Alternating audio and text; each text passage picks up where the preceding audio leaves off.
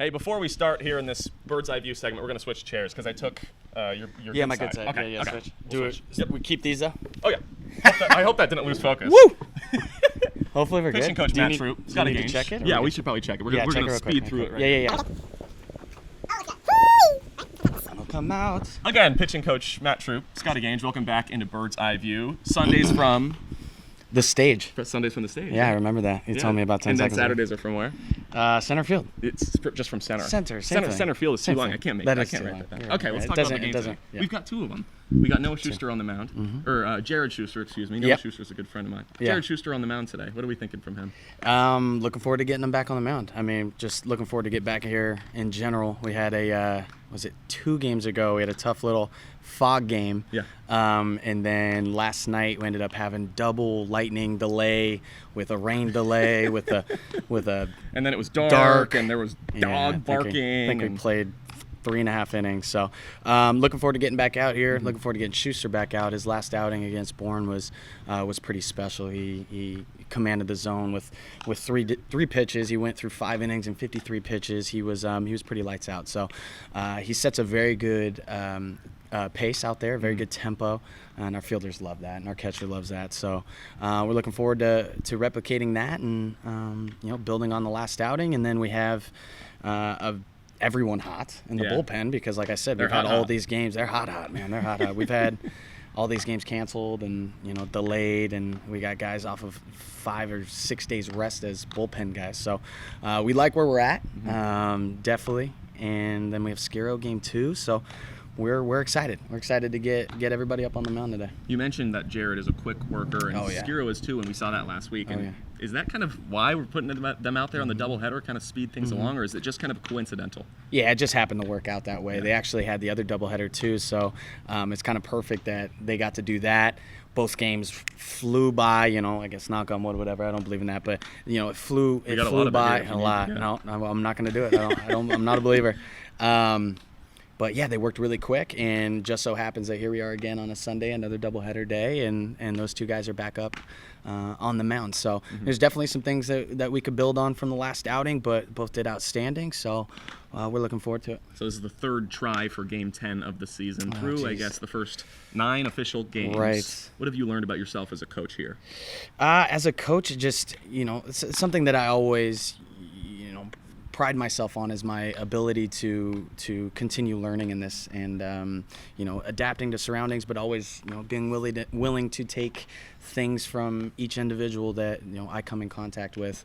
Every player in our team, they're coming from outstanding programs across the country with all different kinds of pitching coaches with different philosophies and even pitch grips, all these different things. So being able to make sure every game that I touch each individual in our staff in some way, some form of conversation, asking how they're feeling, whatever it may be, and then creating some conversation around that. And a lot of things pop up when even when you just have a conversation with somebody. So I'm certainly learning that. Yeah, I mean, and then we have Al Leiter out here today, so another person that I got to talk to, and I met him 6 years ago when I was out here playing. He comes and talks to the birds every summer. So yeah, always open-minded. I talk a lot, obviously. You know this. You probably make fun of me all the time for that. So We do on this show. Yes, yeah. I saw When a you're couple. not on I saw it. a couple Yeah. bits in the past. Thanks, Scotty. But yeah, there's bits and pieces. I mean, there's a lot. I mean, it's not one thing. Something from every individual already, and every day I make it a point to leave the field. When I'm going to sleep at night, hopping in a little journal that I put together. I better have something. And if I Right. didn't, I truly feel like I failed on the day. Is this journal something you're learning in terms of baseball, or sort of more of kind of influencing others? Yeah, I mean, it could be something that I learned from someone as far as pitch grip, this and that, and I put it in there to remember. Sometimes it's a conversation that I had with an individual, and I thought I got a good response. Like even if it's just talking to them as a human being and seeing how they react to it, right? I mean, if you get them locked in, like how did I do that? Because every individual in our team responds differently to certain things, whether it be criticism, whether it just be certain language in a conversation. So even stuff like that, like if I talk to Noah, if I talk talked to Skiro and something came up where I thought I got a good response, oh yeah, type thing. Yeah. I can even jot that down in my journal and go, hey, he responds well to to this type of conversation, and maybe some guys I have to be a little bit tougher on, stuff like that. So everyone's each individual. Something I've learned over the years of coaching. If I can come away from the field at night with something every day, then I feel good. Yeah, I think it's interesting with you and the fact that lots of coaches would come out here and they want to help a guy get a better curveball. But you're out here, and we've talked about this before. Yeah. You want to help, pitcher 1 improve in terms of A, B, and C, and pitcher 2 in X, Y, and Z. And it's so different in just every way you approach these guys and all that. Oh, yeah. Where did that begin for you? As far as that understanding, that process behind it, from Greg Moore. I spent my 5th year at Cal State Northridge, and he was a type of coach that I'd never had before, and he really, as a coach, sometimes you feel like you can't cross that line all the time of that relationship, that friendship almost, right, with your player. You think sometimes you got to be that coach, boom, boom.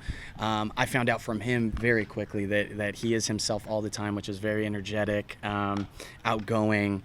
It doesn't even have to be baseball related. It could just be life, from human being to human being. And I love that as a player. I felt like he truly had my back, like he truly cared, because he cared about all the other stuff too, not just baseball. I mean, as a coach, we always want to win, no doubt, but, we want to develop these kids, even further beyond baseball field, because unfortunately for a lot of them that won't be an opportunity long term. Making the big leagues is difficult.